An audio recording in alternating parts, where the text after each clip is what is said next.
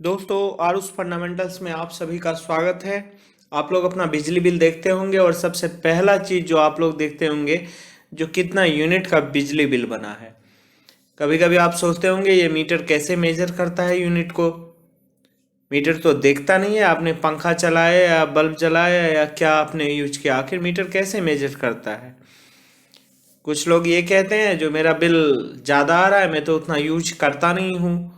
तो मीटर कैसे unit major करता है और ये यूनिट क्या है, इसके बारे में इस वीडियो में हम लोग डिटेल में जानेंगे। तो एक एग्जांपल लीजिए, आप 100 वाट का बल्ब लिए, उसको 20 घंटे तक आपने यूज किया, तो एनर्जी कंज्यूम जो होगा वो 100 वाट गुना 20 आवर, ये टोटल हो गया 2000 वाट आवर। इसको आप ऐसे भी लिख सकते हैं, 2 गुना 1000 वाट आवर। और 1000 मतलब 1 किलो हुआ, अर्थात 2 गुना 1 किलो वाट आवर। दोस्तों, ये 1 किलो वाट आवर जो है यही एक यूनिट है। अर्थात आप जब 100 वाट के बल्ब को 20 घंटा तक जलाए तो आपने 2 यूनिट बिजली का, 2 यूनिट इलेक्ट्रिसिटी का आपने उपयोग किया। अर्थात आप ये भी कह सकते हैं, जो 100 वाट के बल्ब को अगर आप 10 घंटा उपयोग करेंगे तो आप 1 यूनिट बिजली उपयोग करेंगे। या आप अगर 500 वाट के आयरन को 2 घंटा अगर आप उपयोग करेंगे तो आप 1 यूनिट बिजली उपयोग करेंगे। तो एक्टिव एनर्जी में जो यूनिट है तो वो है 1 यूनिट बराबर 1 kWh। और ये 1 kWh जो है दोस्तों, kWh ही मीटर में दिखता है आपको। मीटर पे मैंने बहुत सारा वीडियो दिया है और उसमें कौन सा kWh लेना है ये आप उस वीडियो में जाके देख सकते हैं। इसी तरह जब आपका 1 से 2 ज़्यादा इलेक्ट्रिकल अप्लायंसेस है, उसका एक एग्जांपल अगर आप लेंगे, जैसे 4 9 वाट के एलईडी को आपने 12 घंटा उपयोग किया है और 2 60 वाट के फैन को आपने 10 घंटा किसी दिन आपने उपयोग किया है, तो इसका अगर एनर्जी कंजम्पशन निकालना हो तो आप सिंपल 4 गुना 9 गुना 12, अर्थात 4 बल्ब जो है 9 वाट का, उसको 12 घंटा आपने उपयोग किया है, तो आपने बस मल्टीप्लाई कर दिया। तो ये मल्टीप्लाई कर दिया तो आपका जो हुआ 1632 वाट आवर है। लेकिन यूनिट तो किलो वाट आवर में होता है, तो वाट आवर को जब आप किलो में बदलेंगे तो 1000 से आप भाग देंगे, तो ये हुआ 1.632 किलो वाट आवर। तो ये यूनिट हो गया लगभग 1.6 यूनिट। तो बेसिकली आपको यही याद रखना पड़ेगा, जो 1 यूनिट जो है 1 kWh होता है। और 99% उपभोक्ताओं का जो बिलिंग होता है दोस्तों, वो kWh रीडिंग पे भी बनता है। और जो 1% उपभोक्ताओं का पूरे देश में kVAh रीडिंग पे बिल बनता है, तो उसमें भी 1 यूनिट बराबर होता है 1 kVAh। तो मीटर कैसे मेजर करता है? मीटर तो देखता नहीं, आपने पंखा चलाया या बल्ब चलाया या आपने मोटर चलाया, तो आप मीटर का एक सिंपल डायग्राम देखेंगे तो दोस्तों, मीटर में डिस्कॉम के एलटी लाइन से फेज और न्यूट्रल वायर आया और फिर इलेक्ट्रिकल अप्लायंसेस में गया, तो वोल्टेज मीटर में हमेशा बिल्टअप हो गया। वोल्टेज हमेशा रहता है और वो आप देखते होंगे जब लाइन रहती होगी, आप जो इंडिकेटर रहता है उसमें आप देखेंगे, या अगर आप एक टेस्टर से मेजर करेंगे कोई 3 प्लग में, उसमें आप देखेंगे जो वोल्टेज फेज में हमेशा रहता है। और जब इसीलिए आप टेस्टर जब आप उसमें सटाते हैं तो आपको वहां भी इंडिकेटर दिखता है। और जब आप इलेक्ट्रिकल अप्लायंस का यूज करेंगे दोस्तों, तब आपका वो सर्किट पूरा होगा और करंट का फ्लो शुरू हो जाएगा। तो करंट जो है फेज होके मीटर में जाता है और इलेक्ट्रिकल अप्लायंसेस होते हुए फिर मीटर होते हुए न्यूट्रल होके सिस्टम में चला जाता है। तो इस प्रकार मीटर को, तो वोल्टेज जो भी सप्लाइड वोल्टेज है वो तो हमेशा मीटर मेजर करता ही है। तो ये जब आप इलेक्ट्रिकल अप्लायंसेस यूज करेंगे तो मीटर करंट मेजर करता है। तो मीटर ये नहीं समझता आपने क्या उपयोग किया इलेक्ट्रिकल अप्लायंस, वो सिर्फ इतना देखेगा जो करंट कितना आपने लिया है, और फिर वोल्टेज और करंट के बीच में जो डिफरेंस है, फेजर डिफरेंस, उसके आधार पे पावर फैक्टर लेता है। इसीलिए दोस्तों, कभी आप अगर बिजली नहीं भी आप उपयोग किए, लेकिन अगर आपका लीकेज है, गलत कनेक्शन है, तो उसमें अगर आपका लीकेज हुआ, उसमें अगर आपका करंट गया, तो मीटर तो समझेगा आपने कोई लोड लगाया, तो मीटर उसको मेजर करेगा और आपका यूनिट उठेगा ही उठेगा। जब आप इलेक्ट्रिकल अप्लायंसेस को देखेंगे, यहाँ जैसे आप एक गीजर देखिए और आप इसके रेटिंग को देखेंगे, तो यहाँ देखिए इनपुट में लिखा है 2 किलोवाट, वोल्ट्स में लिखा है 230 वोल्ट, अर्थात 230 वोल्ट पे जब इसको पावर सप्लाई होगी इस गीजर को, तब ये इनपुट पावर जो है 2 किलोवाट लेगा। आप एक दूसरा एक हीटर देख लीजिए, इसमें भी यही लिखा हुआ है, इसमें लिखा हुआ है 800 वाट रेटिंग में 230 वोल्ट, अर्थात इसका रेटेड वोल्टेज 230 वोल्ट है।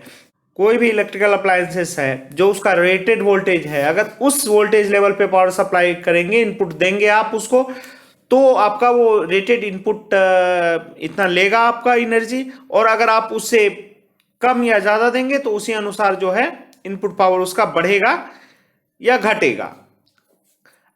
आप अक्सर देखते होंगे जब लो वोल्टेज रहती है तो लो वोल्टेज पे जो है आपका इलेक्ट्रिकल अप्लायंसेस में फॉर एग्जांपल पंखा है, वो धीरे धीरे चलने लगता है, क्योंकि लो वोल्टेज है तो वो पंखा जो है इनपुट पावर उसका कम हो गया।